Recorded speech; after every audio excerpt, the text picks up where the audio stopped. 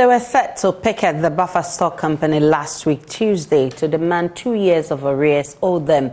They had to suspend their intended action and engage the government on their concerns with the hope of addressing those issues. I'm talking about the National Food Suppliers Association, and in the studio with me right now is the spokesperson for the association, his Kweku Amedome.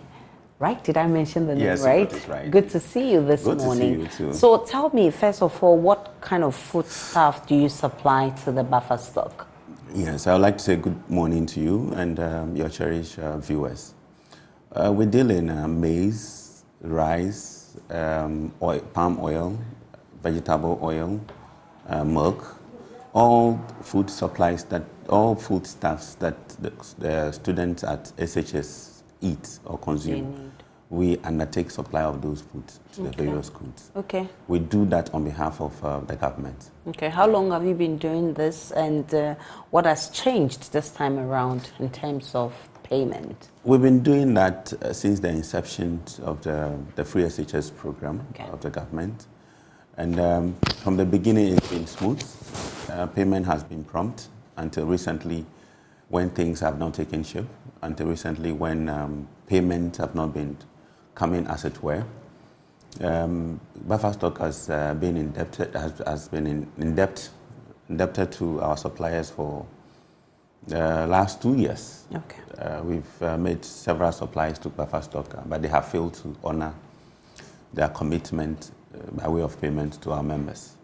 And so we've done all we could do to make our grievances attended to, but government has not heeded to our call yet. So we decided to pick it on the 24th of May.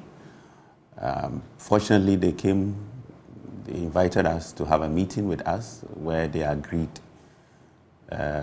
We agreed that we would give them some time again. We gave them 2 weeks again, because we've been told that promises have been made,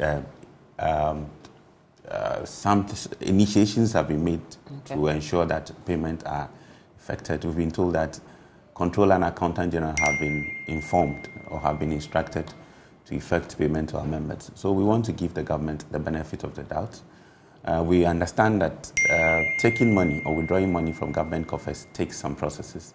We know instructions or some instructions have to be given and vouchers have to be raised before checks are written. And so we want to give the government that benefit of the doubt. We want to allow the processes to go and see if by Friday, this coming Friday, our monies will be paid to us.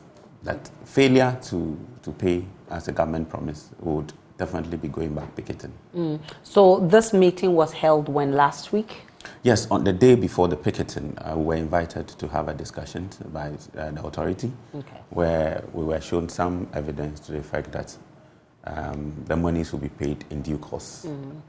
We did not want to believe in those promises because several of those promises have been given, yet we've never seen the fulfillment of those promises. But with this one, we're hoping that government will come forth with its own promises. If by Friday we don't get to hear anything from government, we will go back picketing. And it's been how many days since that meeting?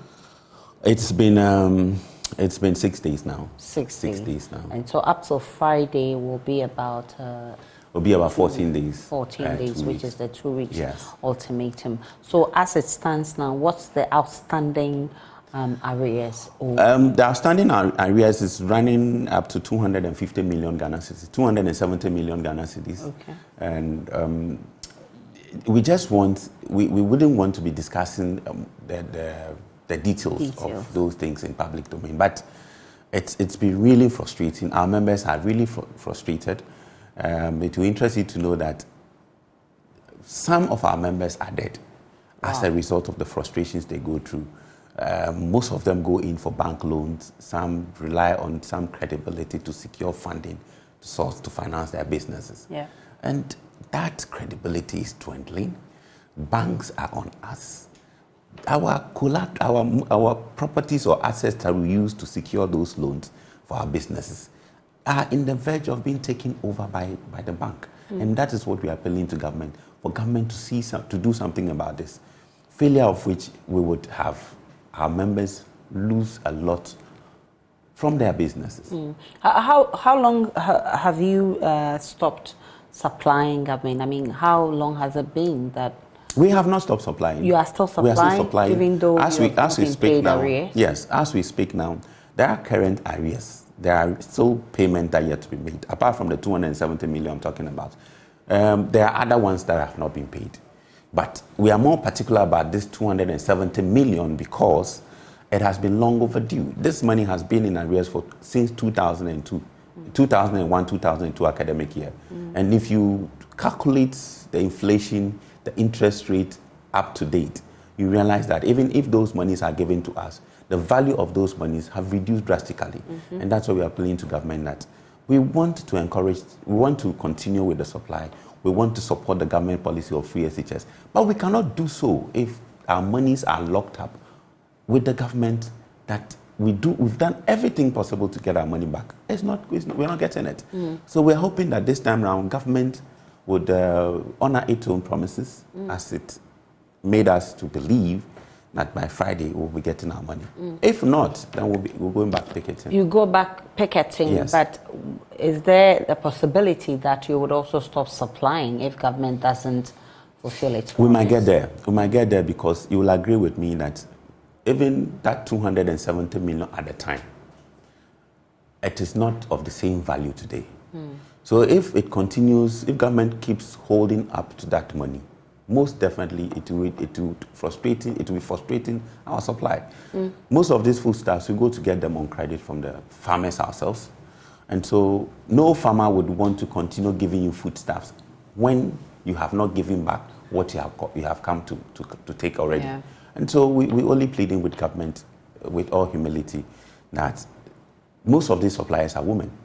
And they come from all the regions. Some come from Brong-Ahafo, some come from Upper West, Upper East, just to demand for their money. And we've been doing that for the past 2 years. Yeah. Imagine somebody flying all the way from Kumasi or Brong-Ahafo to come to collect his money from buffer stock, only to be told that the CEO is not around. And the person has to go back. And to spend 2 days, you need to pay for hotel, you need to pay for food, and all those things we've been doing for the past 2 years. Yeah. And that's why we feel more agitated now.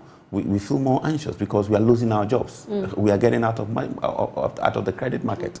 Before now, when buffer stock gives you contract, you could use buffer stock letterhead to go and source for funding.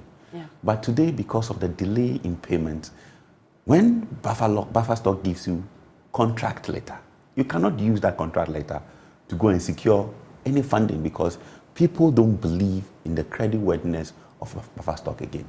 Not to talk about those of us who don't even use credit and letterhead, but we go with our face to collect money to do business. We're only pleading with government that government should do as it promises.